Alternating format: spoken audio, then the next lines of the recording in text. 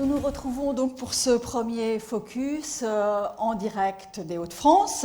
Focus numéro 1 de la première édition de l'Académie Sinopia, consacrée à la cohésion et au travail. Notre thème, vers une nouvelle relation de l'individu au collectif et une transformation du rapport au travail. La crise sanitaire a remis au premier plan les valeurs de partage, les valeurs de solidarité. Elle a contraint les dirigeants, les managers à faire preuve de confiance, d'empathie, d'imagination parfois. Elle a accéléré le passage au télétravail dans des conditions qui ont pu être douloureuses, compliquées, en tout cas inégalitaires, vécues de manière diverse. Elle a pu contribuer aussi à gommer la frontière entre la vie privée et la vie professionnelle. Elle nous a projetés dans un nouveau monde. Mais celui-ci est-il vraiment le monde d'après ? En d'autres termes, la crise a-t-elle durablement transformé notre relation au travail ? Pour en débattre, 4 intervenants à Lille ou bien en duplex. Jérôme Fourquet, le directeur du département Opinion et Stratégie d'entreprise de l'IFOP, qui sera en duplex dans quelques instants. Laurent Falck, bonjour, titulaire de la chaire Sciences et Travail à l'ICAM. Philippe Vivien, le vice-président d'Alixio, qui sera lui aussi en duplex. Et puis Didier Lebray, ancien ambassadeur et consultant, qui est avec nous ici, au siège de la région. Je vais démarrer avec vous, Laurent Falck, en studio ici, au siège de la région Hauts-de-France. Donc vous êtes titulaire de la chaire Sciences et Travail à l'ICAM, partenaire de l'Académie Sinopia.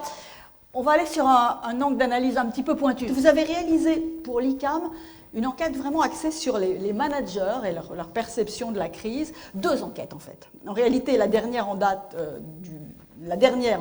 du premier confinement, pardon. L'autre était antérieure. Donc on va voir avec vous la manière dont les dirigeants et les managers travaillent sur la transformation des organisations. Première leçon de vos 2 études, l'importance de l'empreinte des dirigeants, c'est-à-dire en fait la trace qu'ils laissent. Est-ce qu'on peut lancer la diapositive qui va nous donner les résultats de cette enquête, réalisée donc par Laurent Falck pour l'ICAM. Voilà. Quelle enquête le dirigeant peut-il laisser pour transformer le travail, Laurent Falck ? Oui, merci. En fait, on s'est posé la question du rôle du dirigeant et des managers et dans quelle mesure ils peuvent être vraiment actifs et sur quoi peuvent-ils s'appuyer pour transformer le travail avec cette notion d'empreinte, ce concept qui est d'actualité et de la trace qu'ils laissent. Et nous avons, dans un premier temps, interviewé 12 dirigeants emblématiques et 3 de leurs collaborateurs directs.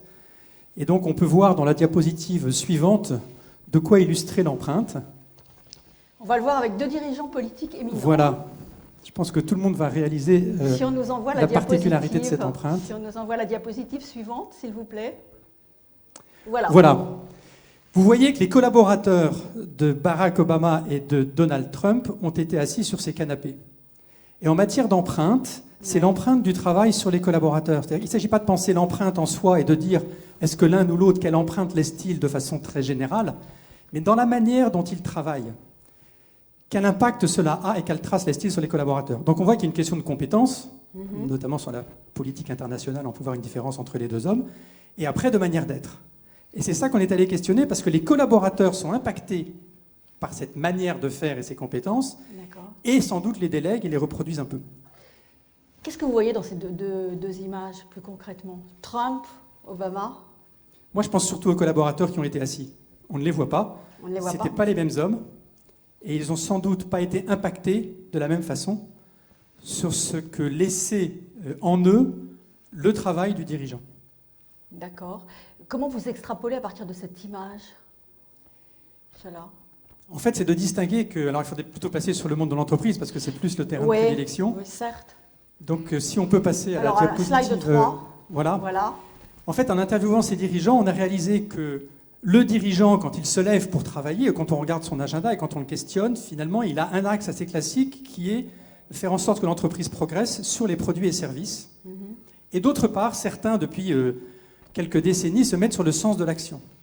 Et donc, on voit bien que ce qui compte du point de vue des produits et des services, c'est l'initiative du dirigeant et la trace qu'il laisse sur la satisfaction client, sur le positionnement par rapport à la concurrence et sur l'innovation. Et là, on voit que c'est Nathalie Perron qui a fait la fusion entre Pickwick et Toys R Us à l'époque où elle était dirigeante. Et c'est l'image de sa trace, ce sur quoi elle s'est davantage impliquée dans son travail. Et on voit par ailleurs que sur le sens de l'action, elle était très impliquée sur l'entreprise à mission, et notamment la question du bien commun, de l'éducation qui peut avoir lieu dans les magasins qui sont des lieux de rencontre. Voilà, donc la trace laissée, on propose nous ces 2 empreintes, un peu quand on marche sur 2 pas, et chacun et chaque dirigeant, selon ce qu'il est et selon le contexte et l'entreprise dans laquelle il vient, travaille différemment sur ces 6 leviers. D'accord. Dans votre étude de 2019, donc étude réalisée avant le confinement, vous montrez l'importance de la valeur travail pour les collaborateurs, cette fois d'une organisation. Mais ce qui ressort à l'heure à laquelle on parle de bien-être au travail, c'est le retour aux fondamentaux. En fait, ce que dit cette étude, dans le sens donné à son travail, c'est l'importance de la qualité des produits et des services desservis et la satisfaction de la clientèle. Tout à fait. On peut passer à la diapositive suivante. Voilà, on a posé aux managers et aux collaborateurs et aux dirigeants 16 motifs pour lesquels les personnes seraient capables de faire un effort supplémentaire. Il y a des motifs qui sont la valeur de l'entreprise, liés à la valeur de l'entreprise, au développement de l'entreprise, d'autres qui sont liés au développement personnel, et une 3e catégorie de motifs sur le bien commun, le bien pour l'humanité. Ce qui nous a surpris, en fait, et ce qui remet un peu les pendules à l'heure, c'est que les motifs qui reviennent le plus, qui ont les plus hautes moyennes, c'est la qualité de vie au travail, et on retrouve la qualité des produits et des services et la satisfaction de la clientèle, quelque chose d'assez sain et d'assez serein, mais qui invite à repenser le travail dans une proximité avec les managers et les collaborateurs qui fait du bien aujourd'hui. Et donc, ce qu'on voit par ailleurs, notamment, j'ai introduit cette notion d'empreinte, c'est ce qui a le plus d'effet sur le sens donné au travail et sur l'engagement au travail, c'est la satisfaction de la clientèle et la qualité des produits et des services. C'est-à-dire que travailler uniquement sur ces leviers-là, en tant que manager et en tant que dirigeant, aller à la proximité, vers la proximité des opérateurs, des collaborateurs, pour savoir comment ça se passe de ce point de vue-là, c'est ça qui va générer et qui a une forte corrélation sur le sens que les personnes donnent au travail et sur l'engagement. Donc finalement, le management est quelque chose d'assez simple, à condition de bien comprendre les fondamentaux, justement. Oui, et puis de ne pas se laisser embarquer sur la qualité des produits et des services qui seraient des étoiles que vous mettiez sur un site internet, parce que ce n'est pas que ça. C'est vraiment aller à la rencontre de ce qui peut être fait. Le souci de proximité, quelque part. Tout à fait, aussi. Voilà. Alors, dans votre seconde enquête, réalisée en partenariat avec Sinopia, cette fois, pendant le confinement, auprès de cadres en télétravail, vous montrez là encore que le travail retrouve ses lettres de noblesse. On va le voir sur cette diapositive suivante. Donc ça, c'est une enquête qui, contrairement à la précédente, qui était représentative des salariés des entreprises privées, ici, c'est sur des cadres, tous niveaux confondus, toutes fonctions confondues, secteurs d'activité confondus. Et j'invite à retenir ce chiffre de 50%. Ouais.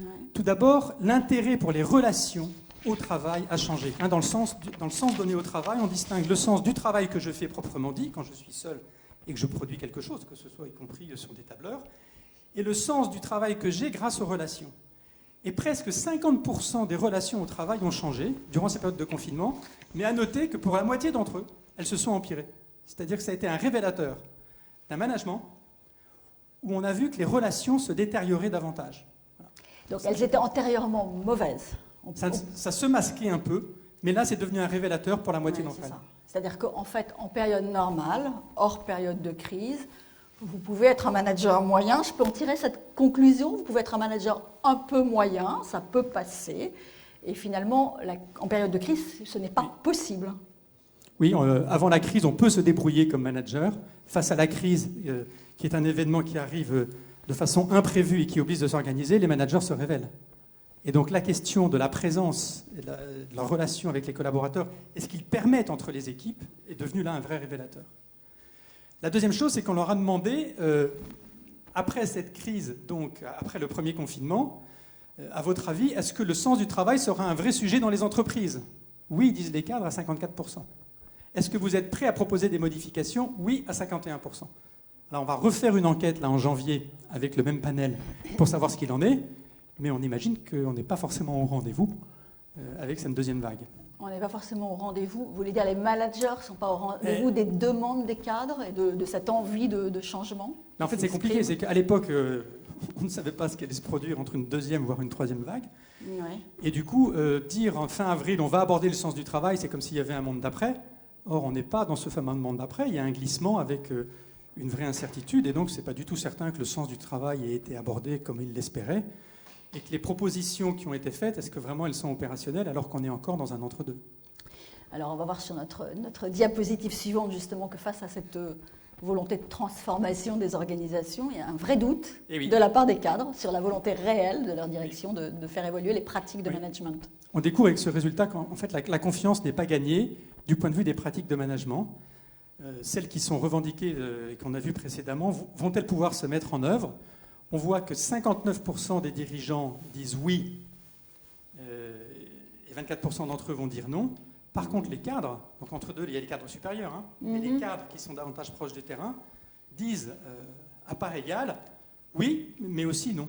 Et donc il y a une forme de résistance et ça questionne le rôle du dirigeant et la manière dont les managers, et notamment les cadres supérieurs qui sont proches des dirigeants, vont être courroies de transmission.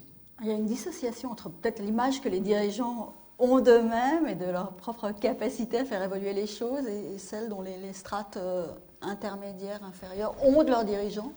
L'image n'est pas la même. Je pense qu'il y a une vraie question de confiance parce qu'on est sur des pratiques de management et c'est quelque chose sur lequel j'aimerais revenir parce que tout à l'heure, le général Pierre de Villiers a parlé de leader. Pour moi, il est vraiment temps de réhabiliter le métier de manager. Ce métier a un peu disparu du langage, on en fait quelque chose d'un peu masqué. On va parler de community manager, donc on perd la notion de manager, on parle de leader. Or là, pour rétablir la confiance dans des pratiques de management et d'organisation du travail, il faut effectivement que le dirigeant s'implique sur ces questions de management. Et ce n'est pas qu'une question de leadership. Mais c'est aussi une question de leadership. Oui aussi, mais ceux qui sont... Les dirigeants sont leaders à leur façon. Vous avez le leader charismatique, puis vous avez le dirigeant qui est très calme, très serein, qui n'a pas forcément de véritable charisme, mais qui est très écouté et très suivi. Donc le leadership est quelque chose d'une manière d'être du dirigeant, des cadres et des managers. On peut tout à fait être perçu comme un leader, un entraîneur d'hommes, mais c'est tout à fait autre chose que d'être un manager. Enfin, c'est pas antinomique. On peut être leader et empathique et générer de la confiance et en même temps arriver à entraîner une équipe. Tout à fait, mais comme le manager est un métier, je dirais il y a besoin de managers. Certains sont plus leaders que d'autres, mais n'oublions pas le métier de manager. Alors, quels sont les chantiers pour éviter que l'inertie des organisations, cette fameuse inertie, ne reprenne le dessus? C'est aussi une question que vous avez posée. Donc, oui, dernière diapositive. Voilà, en fait, on a analysé une enquête avec des réponses qualitatives. Je pense que les 3 chantiers, c'est la reconnaissance du travail par les clients et par les pairs. C'est-à-dire que les managers soient bien au courant de la façon dont leurs collaborateurs sont reconnus par les clients et par les pairs. Ça, c'est une vraie nécessité. Il y en a une autre qui est la difficulté à gérer le travail à distance. Et je pense qu'il ne faut pas confondre confinement et télétravail. Parce que le télétravail n'est jamais un travail à temps plein chez soi à 5 jours. Donc actuellement, ceux dont on dit qu'ils sont en télétravail sont plutôt en confinement. Et que dans le travail à distance, il peut y avoir du travail collaboratif. Il peut y avoir des équipes soudées qui aiment travailler à distance aussi. Donc il ne faut pas non plus trop scinder en deux ce télétravail qui serait seul et on serait qu'en visio et on serait usé, alors qu'il y a aussi du travail d'équipe à distance. Et puis après, l'importance du métier de manager dont j'ai commencé à parler et du métier de leader, ce qui veut dire que pour moi, dans l'histoire du management, on a parlé du management des organisations avec l'organisation scientifique du travail. Après, on a parlé du management des hommes et c'est très complémentaire. Mais il est temps en fait d'être et de revenir sur le management du travail, c'est-à-dire d'aller à la rencontre des personnes pour savoir quels problèmes se posent, comment ça se passe et comment on aide à les résoudre.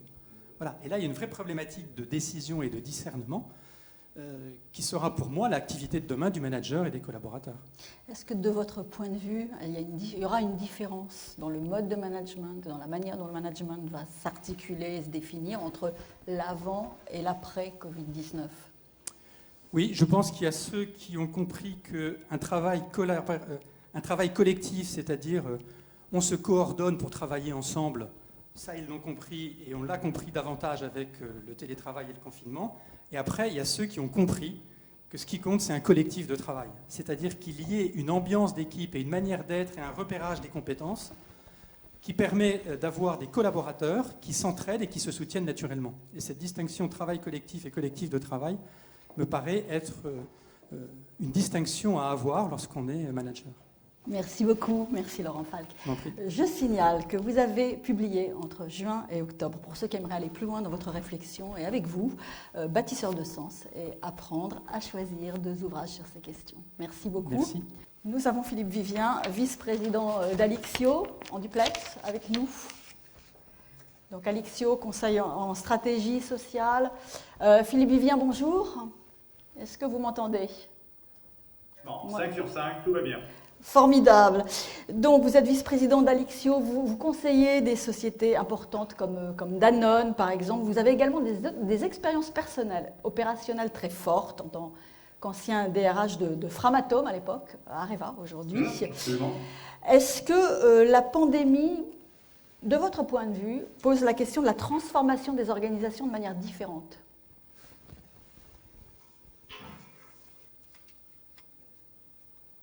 Vous avez entendu ma question ? Est-ce que vous souhaitez que je la repose ?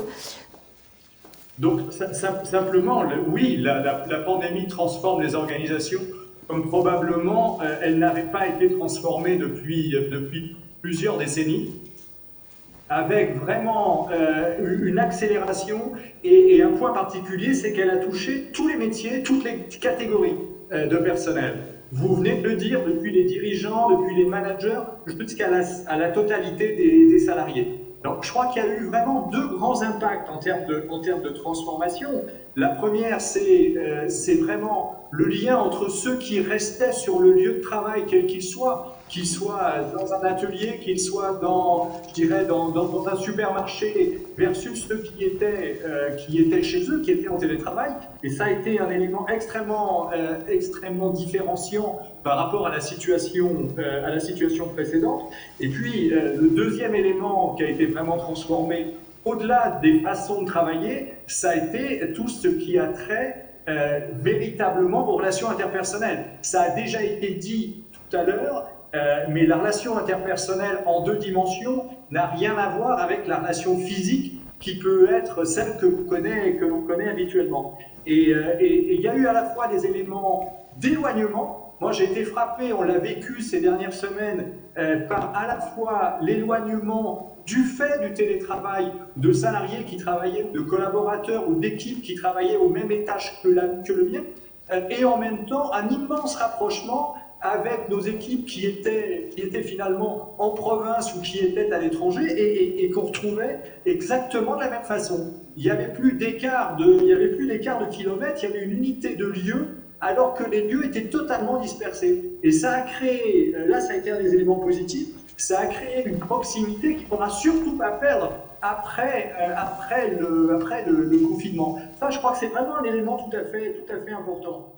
Donc on est pour vous sur une adaptation, une tendance lourde, pas une adaptation ponctuelle qu'il a fallu gérer finalement dans l'urgence face à une crise très globale, vous l'avez souligné, qui a touché tout le monde, mais qui oblige tout le monde à prolonger ce qui a été créé, initié pendant cette période, on peut dire ça ?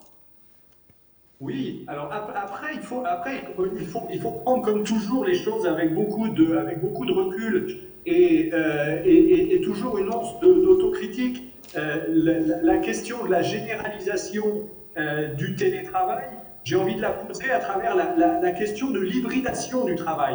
On voit bien que, et c'est tout un des grands enjeux de la cohésion, c'est qu'on est maintenant dans des organisations totalement hybrides. Est-ce que nous faisons partie de la même société ? Est-ce que je suis prestataire, vous êtes dans l'entreprise? Est-ce que vous êtes dans l'entreprise en tant que salarié permanent versus salarié temporaire? Est-ce qu'on travaille dans la même entreprise mais sur des projets tellement différents qu'on a beau avoir le même maillot, on ne joue pas les mêmes matchs? Et puis on l'a dit tout à l'heure, c'est aussi la différence des lieux de travail. Et tout l'enjeu, je crois véritablement actuel, c'est de recréer de la cohésion à travers des collectifs qui permettent de faire fonctionner tout ça. Je ne reprends pas tout ce qui a été dit sur le rôle du manager, mais il va être absolument essentiel. Et le point le plus important, nous semble-t-il aujourd'hui, c'est vraiment de repenser ce travail et l'organisation associée au travail. C'est là où les choses vont jouer. Et on voit dans des entreprises qui sont assez similaires, des modes d'organisation qui ont été très très différents pendant la crise, qui vont probablement atterrir un peu différemment en post-crise. Et je pense que ça va être un facteur de performance tout à fait essentiel. Tout à fait essentiel. Vous avez beaucoup parlé du télétravail. Il y a aussi l'espace de travail dans l'entreprise. Bien sûr. Est-ce que, alors évidemment, le sanitaire a obligé à revoir son espace de travail. On parle beaucoup de la remise en cause de l'open space, par exemple. Est-ce que, de votre point de vue, ça va être une tendance sur le long terme ou là encore quelque chose de ponctuel lié aux contraintes sanitaires ? faut vraiment. C'est intéressant parce que si je caricature, on vient en particulier, je dirais pour toutes les fonctions qui peuvent être gérées en open space, on vient globalement du bureau, ce que j'appellerais la cellule monacale, ou à contrario, vous savez ce qu'était le grand bureau, je pense qu'aucun d'entre nous ne l'a connu, mais le grand bureau d'études, le grand bureau de dessin, où vous aviez les grands bureaux de sténo, comme on voit encore dans quelques vieux films. Vous aviez des dizaines de personnes, les unes derrière les autres, en train de travailler. On est passé à un mode de travail avec des bureaux, enfin non pas des bureaux, mais des tribus à 4, 5, 6, plutôt un petit peu cloisonnés, mais pas trop. On a vu l'open space, d'ailleurs, l'open space a été dépassé ensuite par pire encore en termes pandémiques, qui est le flex office, c'est-à-dire je n'ai même pas de bureau, et je vais me mettre sur un bureau où je vais arriver, et puis demain ce sera un autre. Et donc en termes sanitaires, il y a probablement un sujet, sauf à espacer, évidemment, sauf à espacer et avoir une distanciation sociale extrêmement importante. Mais je pense que ça pose complètement un sujet, c'est-à-dire qu'aujourd'hui, l'enjeu n'est plus de poser la question de travailler au bureau, travailler dans un site, versus travailler chez soi, c'est évident, mais je crois qu'il va falloir aussi qu'on pense, et regardez, des entreprises commencent à travailler là-dessus de manière assez pragmatique, sur ces tiers-lieux dont on parle beaucoup en France depuis quelques années, mais je pense qu'ils vont devenir une réalité. C'est-à-dire qu'on ne pourra pas installer dans la durée un télétravail de grande ampleur sans qu'il y ait malgré tout des possibilités de travailler dans un lieu qui n'est ni chez moi, ni au bureau. Et ça, je crois que ça va vraiment être un des éléments de cette révolution. On voit bien, il y a des entreprises qui commencent à dire, maintenant il y aura 3 modes de travail, chez soi. On essaiera de mettre en place pour les salariés à moins de X minutes, un quart d'heure, 20 minutes, un lieu collectif, parce que l'enjeu c'est de recréer du collectif. Et au troisième lieu, qui est le lieu évidemment le plus classique, qui est le site, qui est le lieu habituel de travail. Et juste pour vous donner un exemple, parce que ce matin je récupérais un sondage, une enquête plutôt, qui a été faite par une organisation syndicale dans une très grande entreprise. Et pour revenir à nos questions, ce qui m'a vraiment frappé, si on revient sur le travail à distance et nos grands sujets de cohésion ou autres, la question était posée par les syndicats, donc il n'y a pas de biais patronal, si tant est qu'il pourrait y en avoir un, mais à la question, pour moi, le travail sur site, c'est à 20%, les salariés disent c'est la cohésion d'équipe, c'est bon pour la cohésion d'équipe. Et c'est le troisième vecteur, c'est le troisième point important. Et alors il y a aussi une autre question que j'ai trouvée formidable. Pour moi, appartenir à un collectif, c'est quoi ? À 80%, c'est avoir des objectifs communs. Donc ça prouve que la notion d'objectif, de sens, de travailler ensemble, finalement est supérieure à la notion du collectif lié à l'unité de lieu. On voit bien que l'unité d'action là, vraiment imprime plus que l'unité de lieu. Et ce qui est aussi très intéressant, c'est que le deuxième point important du collectif, c'est finalement faire des réunions Teams régulièrement. Ensuite, c'est travailler au moins un jour par semaine sur site avec l'équipe, et puis simplement, de manière extrêmement minoritaire, 30%, participer à des réunions en présentiel. Et vous savez, il y a aussi un sujet qu'on entend beaucoup, qui est recréer la cohésion par des événements extra-professionnels avec l'équipe de travail. Et en revanche, ce dernier point n'arrive globalement qu'avec un salarié sur 5. Donc vous voyez, on voit bien que ce collectif, et ça renvoie à tout ce que vous disiez sur le sens du travail, au rôle du leader, au rôle du manager, c'est vraiment la fixation des objectifs et le comment on travaille. Enfin, c'est d'abord pourquoi on travaille ensemble, à quoi ça sert, et après comment on va travailler, comment on va faire en sorte que ça se passe au mieux. Est-ce qu'à votre avis, la volonté d'évoluer, ce sens de l'évolution que tout le monde perçoit aujourd'hui suite à cette crise, ne va pas se heurter quand même à une certaine lourdeur des process dans certaines entreprises, et comment arriver à lutter contre cette lourdeur ? C'est la vraie question que vous posez. Nous, on fait vraiment travailler aujourd'hui beaucoup les DRH sur le thème il y aura un après-Covid sur l'ensemble des process. Et on voit bien qu'il y a tout un tas de processus qui ont été mis en place, aujourd'hui totalement bureaucratiques, qui génèrent une entropie monstrueuse, alors qu'à l'origine, ils étaient faits pour faciliter la vie et accélérer et mettre du rythme. Je crois qu'il y a vraiment, en particulier pour tous les systèmes de management, qui depuis de nombreuses années sont rentrés dans des sujets de cycle annuel, le cycle annuel de révision salariale, de talent, de plan de recrutement et ainsi de suite, et qui sont allés bien au-delà de ce qu'on aurait dû faire. Et alors que cette année, on vient de vivre, pour tout un tas de sujets du monde des ressources humaines et de la formation des salariés, on vient de vivre un truc totalement imprévisible. Et je pense qu'il faudra vraiment surtout et très vite, dès le premier semestre de l'année prochaine, retravailler, redonner de la liberté et de l'agilité. Et ça va nécessiter, là encore, une remise en cause très très forte de nos habitudes. Je vais vous poser une dernière question. Vous avez évolué dans un groupe international. Est-ce que cette problématique de la cohésion et puis de la transformation, elle est internationale, du rôle du manager aussi, est-ce qu'il y a des approches du management différentes entre la France et l'Allemagne, par exemple, pays que vous connaissez? Ah oui, j'étais hier soir avec des dirigeants d'IG Metall. Ouais. Et c'était, on a passé 2 heures en réunion et vraiment on parlait de la sortie de crise et comment tout ça allait se mettre en musique. Oui, on a 2 approches qui sont très différentes. On a nous une approche, je dirais, en utilisant du bon français qui demeure encore ou très top-down ou très universaliste, en tous les cas, je dirais, de mise en œuvre avec probablement insuffisamment de co-construction pour trouver des solutions. Et après, on se pose la question, mais pourquoi ça ne marche pas face à des situations différentes? Alors qu'en Allemagne, on va encore trouver, on voit bien aujourd'hui d'ailleurs la façon dont ils traitent la crise Covid, mais aussi la façon dont le dialogue social en ce moment fonctionne en Allemagne, quelque chose de beaucoup plus pragmatique, recherchant beaucoup moins cet universalisme que nous on adore, et avec en revanche une volonté de test and learn, enfin vraiment une volonté d'apprentissage permanent. On fait, on met des petits pas, on avance et on continue. J'ai été frappé, par exemple, dans la discussion qu'on a eue hier avec, et c'était un syndicat, c'était IG Metall,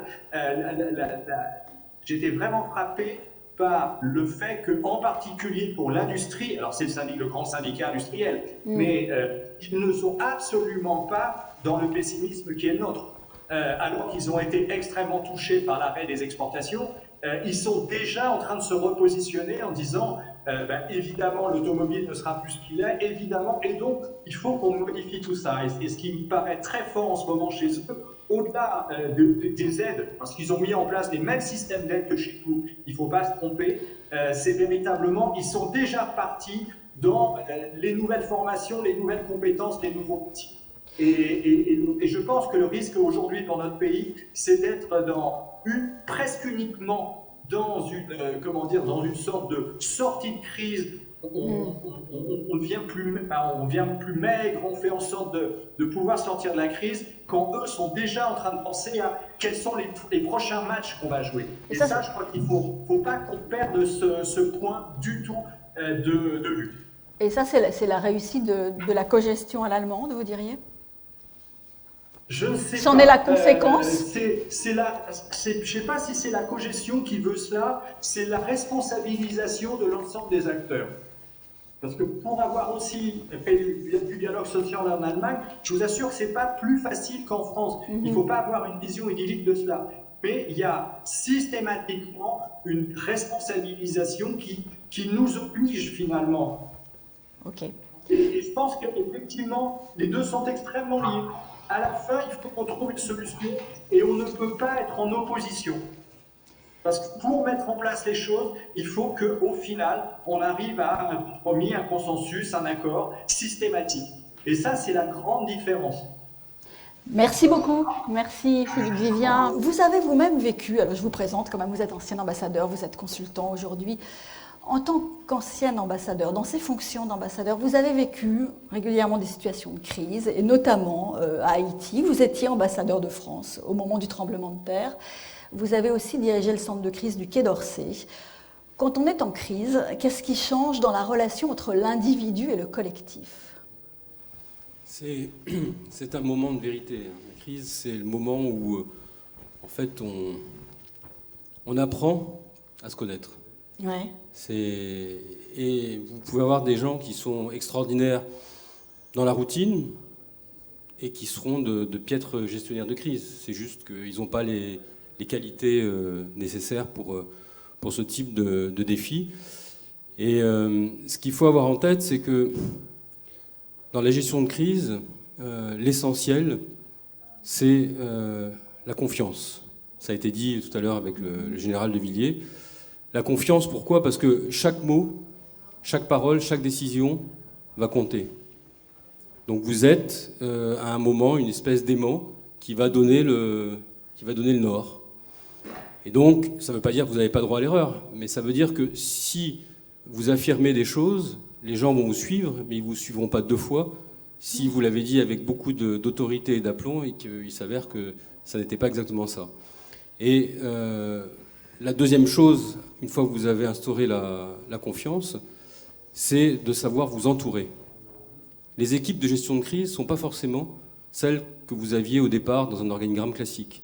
Il faut savoir, là encore, de préférence en anticipation, l'avoir préparé et pouvoir vous appuyer sur un noyau dur de collaborateurs les plus proches qui puissent relayer vos décisions. Donc vous ne faites pas du micromanagement, vous ne passez pas votre temps à vouloir tout contrôler. C'est le contraire de la gestion de crise, c'est celui qui est contrôle fric, comme on dit en anglais. C'est celui qui veut tout gérer. Quand vous êtes dans la gestion de crise, vous prenez de la hauteur et vous faites en sorte que ceux qui sont vos plus proches collaborateurs travaillent pour mettre en œuvre vos décisions. Donc une crise, quelque part, ça vous tombe dessus. Un tremblement de terre, ça vous tombe dessus. Cette pandémie, elle nous est tombée dessus. Mais en même temps, une crise, ça s'anticipe, ça se prépare.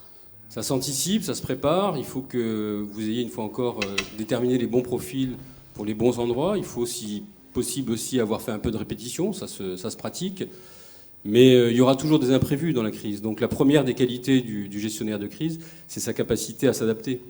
Sa capacité à s'adapter et aussi à incarner à travers son comportement, à travers son leadership, ce qui apparaît le plus juste et le plus inspirant pour la communauté qui est autour de vous. Donc, on parlait tout à l'heure de l'empreinte. En réalité, la forme, c'est le fond qui arrive à la surface, si j'ose dire. Et pour donner un exemple très, très concret, quand j'étais en Haïti, j'avais un collègue américain qui était formidable, qui était un type remarquable à tout point de vue, et qui, dans les premiers jours de la crise, est resté trop longtemps dans son bureau, et quand il est sorti en ayant le même comportement qu'un ambassadeur ordinaire. Or, ce que les gens attendent dans ces moments-là, c'est que vous soyez sur le terrain et que vous soyez accessible et que vous répondiez directement aux attentes des gens. Donc il faut savoir aussi à ce moment-là adapter sa posture et être au niveau de la demande en ayant un comportement qui soit aussi adapté que possible. Ce qu'ils attendent, alors la réponse à la demande de manière très concrète, j'imagine, en termes d'aide, dans le cas présent, mais aussi en termes de compassion, en termes d'empathie, c'est aussi des qualités humaines au-delà de la simple aide technique. Alors, l'écoute dans la gestion de crise et la compassion, c'est un temps qui est indispensable, parce que quand vous avez des victimes, des blessés, des gens qui sont réellement dans la souffrance physique, dans l'incertitude, dans la peur, vous devez être présent. Mais ça ne suffit pas. La gestion de crise ne s'épuise pas par la compassion et l'écoute. À un moment, il faut être capable, après avoir entendu et analysé l'ensemble des paramètres, de prendre un certain nombre de décisions, de tenir un cap. Et à ce moment-là, vous arrivez à embarquer progressivement les gens avec vous. Bon, pour revenir sur le cas de l'entreprise, puisque c'est un peu notre sujet, moi, ce qui me frappe aujourd'hui, si vous voulez, c'est qu'on peut dire que quand on va reprendre les choses en post-crise, on va réaliser quoi ? On va réaliser l'entreprise, si je prends la métaphore d'un véhicule, on va avoir des leaders plus ou moins forts, plus ou moins lucides, qui ont plus ou moins préparé la sortie de crise, qui ont le volant bien en main. On a l'État qui a mis du fuel dans la voiture pour s'assurer qu'elle redémarrera. Mais l'essentiel, il est peut-être ni au niveau du volant, ni au niveau du fuel, il est dans le moteur. Et le moteur, c'est les équipes. Et depuis ce matin, on parle beaucoup du collectif. En réalité, un collectif, ça ne fait pas une équipe. Un collectif, c'est une assemblée de gens plus ou moins disparates qui sont réunis dans un même lieu. Ça ne fait pas forcément une équipe. Une équipe, et c'est pour ça que je reviens sur ce qui était dit tout à l'heure sur les études, les enquêtes, c'est qu'une équipe, elle est là pour de bonnes raisons, parce qu'elle partage un certain nombre de valeurs. Il y a un objectif, et on est prêt à se battre collectivement pour cet objectif. Encore faut-il que les objectifs soient clairs. Et ce que cette crise va révéler, je crois, en termes de leadership, c'est la capacité pour les leaders à réembarquer leurs équipes. Et c'est pas simple, parce que vous pouvez avoir perdu beaucoup de gens en route. Vous avez des gens qui ont été très proches du management et qui auront participé à la sortie de crise. Vous en avez d'autres qui seront restés chez eux. Ils seront plus tout à fait les mêmes quand ils vont retrouver leur entreprise, et leur entreprise ne sera plus tout à fait la même. Donc, et leurs collaborateurs ne seront plus tout à fait les mêmes. Exactement. Donc il y a vraiment une nécessité de ne pas rater cette sortie de crise et de réembarquer le maximum de monde à bord, de façon à être sûr qu'on est sur le même bateau et qu'on partage toujours le même cap et la même vision. Vous pensez que cette crise a naturellement généré de la solidarité, du partage au sein des entreprises ? Je ne crois pas. Il n'y a pas de nécessité, il n'y a pas d'automaticité. Je pense que, et ça a été dit aussi par les sondages qu'on vient de présenter, je pense que le mérite de cette crise, c'est qu'on va peut-être sortir des gadgets. Le bien-être au travail, etc. Toutes ces choses-là qui sont très intéressantes, mais ce n'est pas essentiel. L'essentiel, c'est vous avez ou pas conscience d'appartenir à un collectif qui fait quelque chose dont vous êtes fier. Alors, le problème de la fierté de l'objet que vous produisez ou des services que vous rendez, aujourd'hui, c'est en train de glisser. Vous pouvez très bien être un ouvrier ou un cadre fier de fabriquer des centrales thermiques au charbon. Vous pouvez être fier parce que c'est une belle technologie, vous considérez que vous y avez mis tout votre talent, tout votre art, mais à la fin, quand les valeurs commencent à bouger et qu'on vous dit que votre entreprise est un contributeur net de la destruction de la planète, vous avez beau fabriquer les plus beaux objets, les plus belles voitures, les plus belles centrales thermiques, si vous n'êtes pas dans le mainstream du temps qui est qu'au fond aujourd'hui il y a une urgence climatique, sanitaire, et que si votre entreprise n'est pas dans cette dynamique, en réalité, vous êtes contre ce qui réellement peut faire la différence, c'est des cas de conscience très, très lourds. Donc c'est pour ça qu'à mon avis, la vraie dynamique post-Covid ou post-crise de manière générale, elle est dans la capacité à pouvoir embarquer les gens aussi autour de ça. Et ça veut dire que les entreprises qui n'étaient pas dans cette dynamique vont devoir se réinventer sérieusement. On a redécouvert à la faveur de la crise l'importance de professions mal payées, une profession un peu déconsidérée.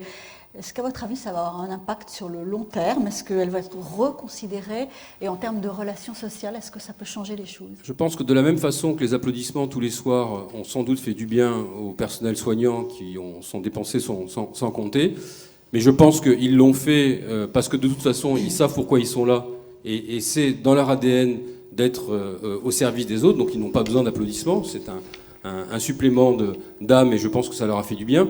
Mais plus que des applaudissements, ce dont les personnels soignants auront besoin, c'est d'une reconnaissance de leur métier, et y compris sur le plan financier et de leurs conditions de travail. Ça me paraît beaucoup plus important. De la même façon que ces fameux derniers de cordée, dont on a reconnu aujourd'hui qu'ils jouaient un rôle essentiel dans les services de proximité, dans la capacité à faire tourner nos économies, je ne suis pas certain du tout qu'ils sortent de là avec le sentiment qu'au fond, ils ont été les grands gagnants de l'opération, parce qu'on va retourner au business as usual, et je ne suis pas certain qu'ils soient aujourd'hui dans les cartons de revaloriser les traitements des gens qui débarrassent nos poubelles tous les soirs, qui sont aux caisses pour nous accueillir dans nos magasins, etc. Donc je pense qu'il ne faut pas se payer de mots. Les gens ne jugeront qu'en fonction du résultat sonnant et trébuchant de cette sortie de crise. Vous avez créé un mouvement, 2022, des idées et des hommes. C'est une boîte à idées pour la présidentielle. Si vous deviez donner un seul conseil aux futurs prétendants à la présidentielle, justement, en matière de transformation de la relation au travail, ça serait quel conseil ? Je pense que l'écoute est essentielle dans la phase actuelle, pas seulement au travail, mais partout, à tous les niveaux de notre société. Je pense que nos compatriotes ont le sentiment aujourd'hui, pour une grande partie d'entre eux, de ne plus vivre sur la même planète. Et pourquoi est-ce qu'ils ont le sentiment de ne plus vivre sur une planète ? C'est pas seulement des questions de pouvoir d'achat, c'est pas seulement des questions de points de CSG, c'est pas seulement des questions de retraite qui sont insuffisantes. Bien sûr que ça compte.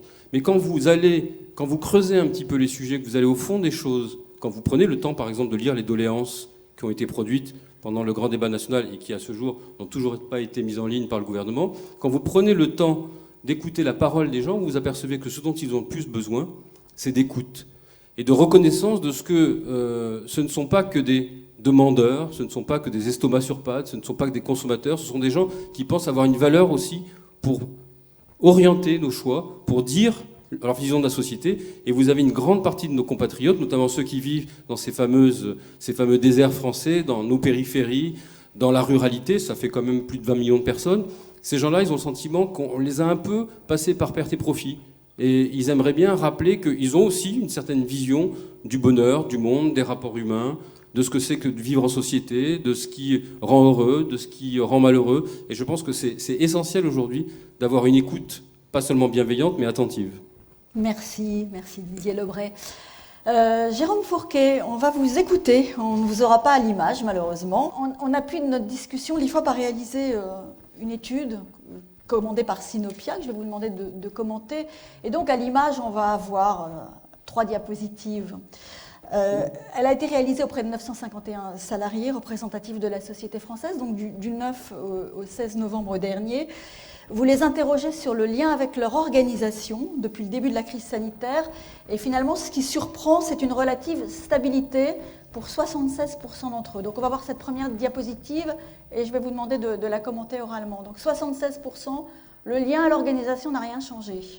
Qu'est-ce que ça vous inspire? Voilà, alors cette enquête, comme vous l'avez rappelé, a été réalisée auprès d'un échantillon représentatif de quasiment 1 millier de salariés, privés, publics, grandes et petites entreprises. Beaucoup des intervenants qui se sont exprimés ce matin parlaient notamment de ce qui se passait dans des grands groupes. Là, nous sommes représentatifs de l'ensemble du tissu du monde du travail français, donc aussi beaucoup d'entreprises petites et moyennes. Cette enquête a été réalisée du 9 au 16 novembre, c'est-à-dire une fois actée et vécue la deuxième entrée en confinement, qui n'est pas anecdotique. Et quand on demande un petit peu aux salariés de faire leur bilan aujourd'hui, effectivement, ce qui peut surprendre, c'est que 76% nous disent que le lien qu'ils ont à leur entreprise n'a pas fondamentalement évolué. 76%, c'est un score qui est très élevé et qui montre quand même qu'il y a une certaine inertie et quand même une certaine stabilité dans le rapport à l'entreprise. Alors, plusieurs éléments d'explication. Le premier, c'est qu'il y a beaucoup des questions dans les interventions précédentes de télétravail. Mais on s'est aperçu dans nos chiffres que, notamment sur la première vague de confinement, le télétravail n'avait concerné qu'à peu près 1/3 des salariés. Et cette proportion est inférieure sur le deuxième confinement. Donc on a quand même pas mal de salariés qui sont restés sur site, et puis aussi toute une partie qui a été mise en chômage partiel. Deuxième élément, c'est que si 3/4 du corps social estime que sa relation à l'entreprise ou à l'institution qui l'embauche, l'emploi n'a pas évolué, on a quand même des effets pour 1/4 des salariés.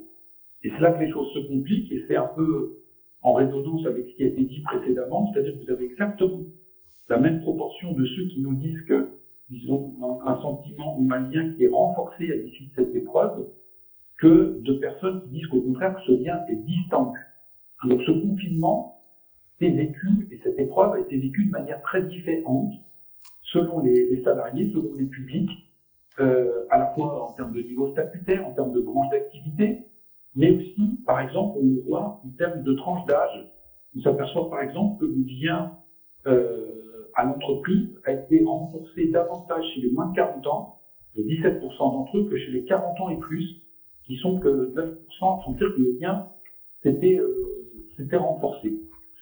Donc tout ça nous incite à penser que, bien évidemment, il y aura un avant et un après Covid dans les organisations, dans les collectifs de travail, mais qu'à date, le lien vital, fondamental, la relation qui est tissée souvent depuis des années entre les collaborateurs et leur structure, n'a pas forcément été chamboulé du tout au tout.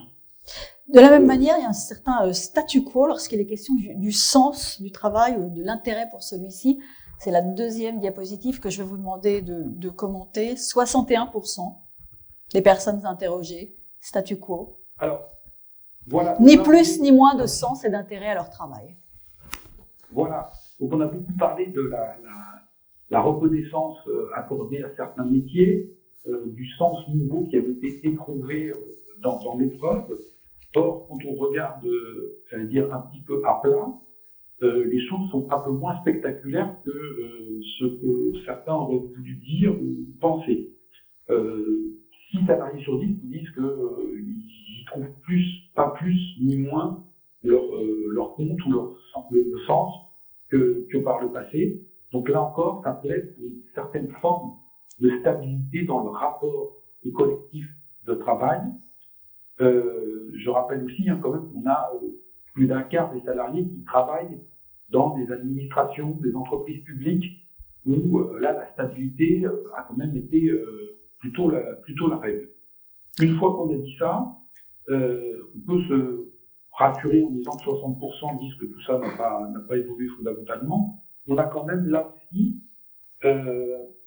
des évolutions pour un salarié sur 5 dans le bon sens et exactement la même proportion, 19% contre 20, qui disent qu'ils trouvent aujourd'hui moins de sens et d'intérêt dans leur travail. Alors ça va être à mon avis toute la difficulté pour les managers, parce que si on peut se rassurer sur les deux parties de camembert des deux dernières slides qui étaient très volumineuses en disant que tout ça restait quand même relativement stable, il va falloir pour les managers aller identifier les segments qui sont en décrochage et puis parallèlement identifier aussi les segments, et là c'est peut-être un peu plus facile à faire, qui ont retrouvé une motivation, un lien plus fort avec l'entreprise et comment le conforter chez ceux-là et essayer de le réparer chez les autres. Et encore une fois, on voit qu'il n'y a pas de grande règle sociologique, si ce n'est un profil d'âge où les jeunes, sans doute parce que ils ont pu expérimenter avec intérêt davantage que les autres des formes de télétravail, une plasticité dans les organisations. Tout ça, sans doute, était mieux reçu chez les jeunes. Des enquêtes qualitatives qu'on a réalisées, c'est un petit peu le sens des propos tenus tout à l'heure, ont également montré que certaines catégories de salariés, notamment les plus jeunes, avaient quelque part un peu paradoxalement vécu notamment le premier confinement comme une espèce de bouffée d'oxygène, une espèce de parenthèse, si ce n'est enchantée, intéressante, dans le sens où on avait mis sur pause toute une série, ou mis de côté toute une série de process bureaucratiques, process de validation, et qu'on avait travaillé beaucoup plus en flux tendu, en bypassant un certain nombre d'échelons hiérarchiques, et donc cette entreprise en mode dégradé, mais aussi en mode de crise, eh bien, a sans doute séduit une partie du public, et donc ça va être aussi un enjeu que de bien calibrer le retour à la normale et l'atterrissage, c'est-à-dire qu'est-ce qu'on peut retirer de positif de cette expérience hors norme et en quoi, sur certains publics, notamment les plus jeunes, sur lesquels il y a toujours une vigilance particulière et une attention, un questionnement des RH sur comment on les fait tenir à long terme dans notre entreprise, comment on les conserve, puisque on est sur une génération qui est un peu plus zapeuse. Eh bien, sur ces jeunes, comment on peut capitaliser sur un certain nombre de pans qui manifestement les ont fait se sentir un peu plus impliqués dans leur travail et qui ont découvert un sens nouveau et un intérêt renforcé. Donc ça va être tout un travail d'introspection pour les RH sur la suite des opérations. Dernier point, Jérôme Fourquet, en termes de sondage. La confiance dans l'avenir.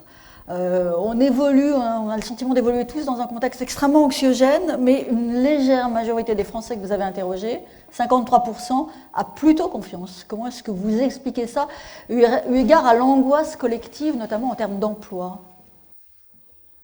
Alors, là encore, vous voyez que c'est intéressant de réaliser ce type d'enquête, puisque ça permet de remettre un petit peu les pendules à l'heure et de sortir un petit peu du bruit de fond médiatique. On entend beaucoup, nous aussi, sur un sujet un peu plus large, la société française est au bord de l'explosion, etc., etc. On ne sait pas ce que nous faisons dans nos enquêtes. Là, de la même manière, si on s'intéresse uniquement au monde du travail, il y a bien évidemment des inquiétudes, mais elles ne sont pas majoritaires. Néanmoins, vous voyez que sur les deux premières questions, on était sur des scores de stabilité qui étaient très très majoritaires. 61% dans un cas 76. Et 76% dans l'autre. Là, quand on demande aux salariés de se projeter, on n'est plus sur du 75 ou du 60, on est à peine à 53%.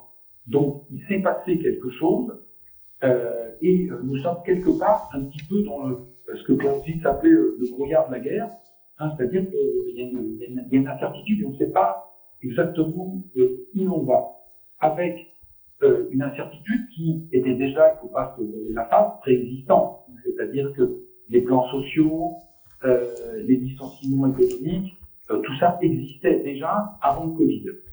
Le Covid n'a fait que renforcer cette incertitude qui existe chez certains salariés. Et là où c'est sans doute préoccupant, objectivement et intéressant en termes d'analyse, c'est que certains secteurs d'activité, certains profils de salariés n'auraient pas fait cette réponse il y a 1 an. Je pense par exemple aux salariés du secteur de l'aéronautique. Des secteurs qui étaient très très bien portants, il y avait une visibilité de long terme assurée, des carnets de commandes qui regorgeaient.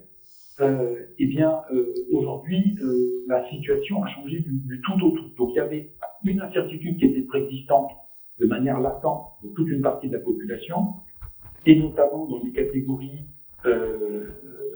se rattachant aux milieux populaires. Vous voyez, par exemple, dans notre enquête, 54% des ouvriers, des employés disent qu'ils n'arrivent pas à se projeter.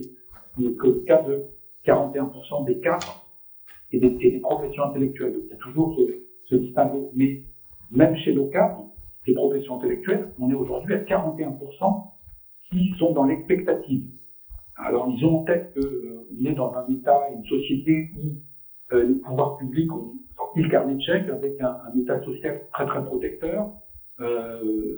Et donc, il y a un filet de sécurité qui est plus développé et qui a été encore renforcé, qui donne un certain nombre de protections que d'autres salariés dans d'autres pays européens ne vont pas pouvoir actionner. Pour autant, encore une fois, certaines entreprises, certains secteurs d'activité qui apparaissaient comme étant sanctuarisés, aujourd'hui sont dans la tourmente, et ce qui donne du coup ce sentiment d'être dans le brouillard et l'incertitude qui est partagée par près d'un actif ou un salarié sur 2.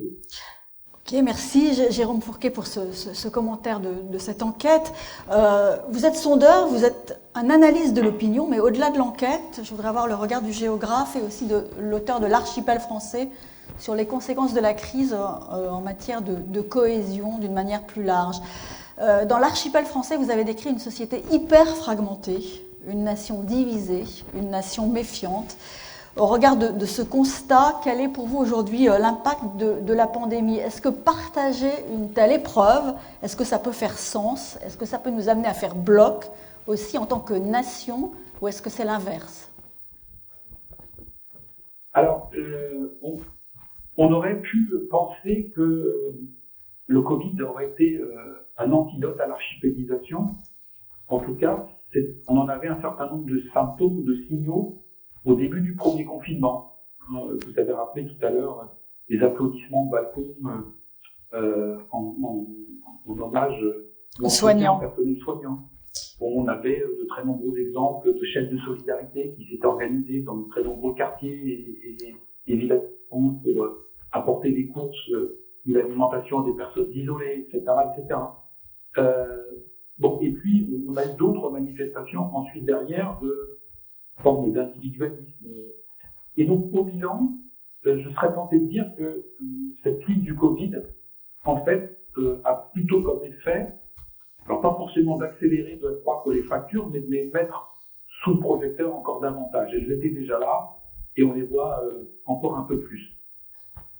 Pour ce qui est du monde du travail, je souscris tout à fait à ce qui a été dit par l'intervenant précédent. Didier Lebray. Il ne faudra pas se payer de mots. Il n'est que au plus haut sommet de l'État, dans le sillage de ces applaudissements au personnel soignant, il avait été question on a rendu hommage très symboliquement aux fameux premiers de cordée, premiers de tranchée, etc., etc. Moi, tout ça m'avait inspiré une comparaison avec ce qui s'était passé en France au lendemain de la Seconde Guerre mondiale. À l'époque, la France, comme les autres économies industrielles, fonctionnait beaucoup à base de charbon. Et il y avait une formidable campagne de soutien politique et médiatique en direction des mineurs. Orchestré, c'était le moment de la reconstruction, orchestré par le pouvoir gaulliste, soutenu par les communistes qui à l'époque étaient présents au gouvernement, qui étaient très influents dans les bassins miniers. Et donc il y avait une campagne qui disait mineur, tu tiens le sort de la France entre tes mains. Donc il fallait gagner la bataille de la production, il fallait encore se retrousser davantage les manches pour extraire du charbon, ce qui allait permettre une reconstruction rapide. Tout ça a duré quelques mois, quelques années, et dès 1947, nous avons eu des grèves insurrectionnelles très dures dans les bassins miniers de France. Alors, il y avait des raisons politiques à tout cela, le PC était sorti du gouvernement, mais plus profondément, si je puis dire, la France était en train de se reconstruire et, comme souvent dans l'histoire, la gratitude ne vaut qu'un moment, et donc on avait de nouveau mis les mineurs, ou remis les mineurs à la place qui était la leur avant, et on commençait à essayer de leur renier un certain nombre d'avantages qu'ils avaient acquis à l'occasion de cette parenthèse tout à fait particulière. Je crains que ne se passe, hélas, la même chose pour toute une série des fameux premiers de cordée, premiers de tranchée. On voit par la force des choses que la grande distribution a été obligée de réduire la voilure puisque toute une série de régions de leurs magasins étaient sous blister. Mais on a des dizaines de milliers de salariés de la grande distribution qui ont été mis au chômage partiel ou au chômage technique. On peut faire l'hypothèse que dans les mois qui viennent, de manière plus ou moins discrète, ce secteur comme d'autres, en invoquant des raisons financières ou économiques de déstabilisation, en invoquant aussi des raisons sanitaires, en disant c'est mieux pour l'hygiène dans nos magasins, eh bien, vont procéder à un renforcement des mécanismes d'automatisation et que les caissières qui avaient été encore une fois encensées pendant le Covid, eh bien, se voient remplacées par des caisses automatiques. Donc, on aura ce genre de débat. Un essayiste comme David Goddard en Grande-Bretagne a écrit un livre récemment qui a été traduit en français sous le titre « La tête, la main et le cœur », en disant voilà, il faut que les métiers de la tête prennent davantage attache, conscience des difficultés et du besoin de reconnaissance symbolique et financière des métiers de la main, donc tous les métiers du transport, de la logistique, du commerce, de la production, et puis aussi des métiers du cœur. Donc dans les métiers du cœur, c'est ce que nous on appelle en très bon français les métiers du care. C'est par exemple les employés dans les EHPAD, les aides à domicile, les infirmières, les aides-soignants, qui sont aussi sur un très gros problème de reconnaissance. Et donc là, on a des chantiers qui sont colossaux parce qu'il y a des paroles, des promesses qui ont été faites, et il s'agit ensuite de pouvoir les tenir sur le long terme, ce qui n'est pas évident. Merci beaucoup. Merci Jérôme Fourquet. C'est déjà la fin de cette matinée. Merci. Elle a passé très très vite. Merci à tous de nous avoir suivis sur YouTube. On se retrouve à 14h30. À très vite.